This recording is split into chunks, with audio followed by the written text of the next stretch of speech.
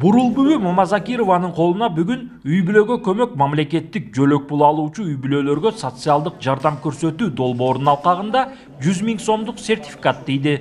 Ал акчаны мал чарба тармагына жумшаарын айтты.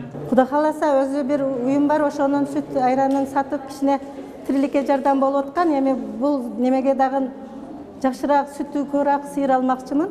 Ошону менен пайдаланып көбөйтүп 2 жыл баласыны сатпай жашашка аракет кылсам, анын аяга Кудай кааласа жылыга туулган немелер менен жакшы жашайм деп үмүттөнөм. Каарманыбыз Бурулбүбү сыяктуу Баткен району жана Баткен шаарындагы 243 адамга 100 000 сомдук сертификаттар тапшырылды. Үй бүлөгө көмөк жөлөк пулун алуучулар тарабынан алгач атайын бизнес пландар түзүлүп, жергиликтүү бийлик органдары тарабынан түзүлгөн комиссия бизнес пландарды кароого алган. Бир тармакты багытты алып туруп, ошо бизнес план жазып туруп тапшырат.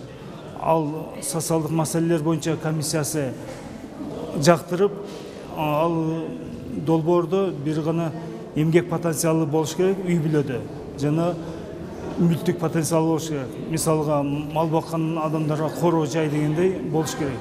Ошолорду карап туруп, чыныгы долбоорду ишке ашыра турган үй бүлөлөрдү тандап алаттар. Үй бүлөгө көмөк мамлекеттик жөлөк пул алуучу үй бүлөлөрдүн эмгекке жарамдуу жарандары бул каражатты пайдаланып, ишкерликтин ар түрдүү багыттарында өз алдынча иштеп, үй бүлөлүк кирешесин кеңейте алат. Натыйжада алар жакыр үй бүлөлөрдүн катарынан чыгат. Кыргыз Республикасынын президенти Садыр Нуркожоевдун атайын аз камсыз болгон үй бүлөлөрдү колдоо сунушунун негизинде бул проекттер, социалдык контракт ишке ашып атат.